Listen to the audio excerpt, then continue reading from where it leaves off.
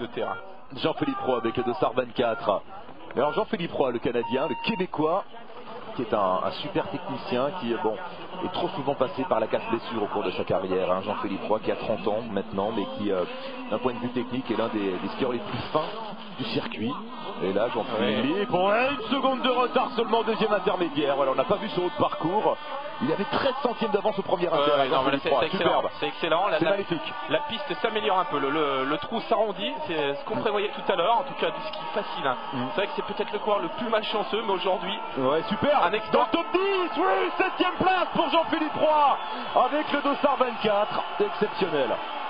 On est toujours content quand Jean-Philippe Roy réalise des perfs, ça arrive pas souvent, mais quand ça arrive on est content parce que ce garçon a été vraiment marqué par le destin hein, depuis sa plus jeune enfance avec le décès de son papa qui fut son premier entraîneur alors qu'il était tout jeune, et puis ensuite des blessures à répétition. Jean-Pierre, on va pas les rappeler les blessures de Jean-Philippe Roy parce que ça prendrait trop de temps. Oui, surtout que c'est un garçon qui est extraordinaire, qui est vraiment d'une grande gentillesse, qui est très ouvert, et c'est vrai que ça fait plaisir aujourd'hui de le voir à ce niveau.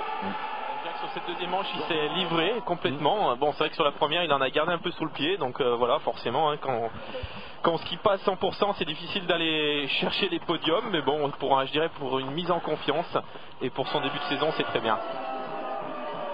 Allez, au départ, Jean-Philippe Roy, le Québécois, revenu de nulle part, comme chaque année d'ailleurs, en première manche avec le dossard 24.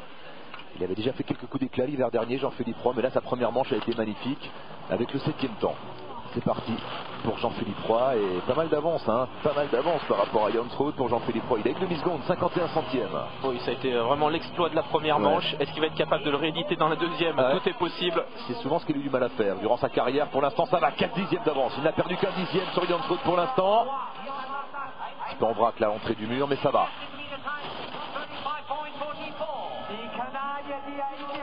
Alors il prend vraiment beaucoup de risques, il est vraiment sur un fil, donc il faut que ça continue de passer. Pour l'instant c'est encore bon.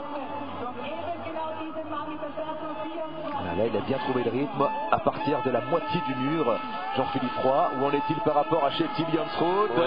36 centièmes, c'est bon toujours hein, pour Jean-Philippe Roy. Ça reste bon, surtout sur le bas, il devrait arriver à continuer à garder son activité.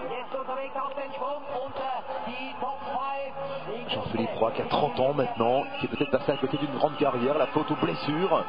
Et à l'arrivée, Jean-Philippe Roy, c'est bien à la 4e place, à 81 centièmes de Jansrud. 81 centièmes, il est devant Cyprien Richard pour 5 centièmes. Cyprien qui recule au 5e rang. Et Jean-Baptiste Grange lui occupe toujours la 2e place. Une place de gagné pour Jean-Baptiste Grange. Ce serait une bonne course hein, pour Jean-Baptiste, qui va sans doute s'en sortir avec une place parmi les 8, voire parmi les 7 premiers. C'est-à-dire une place conforme à son dossard. Hein. Il est parti avec le 6. Pour la première fois, il s'est lancé parmi les 7.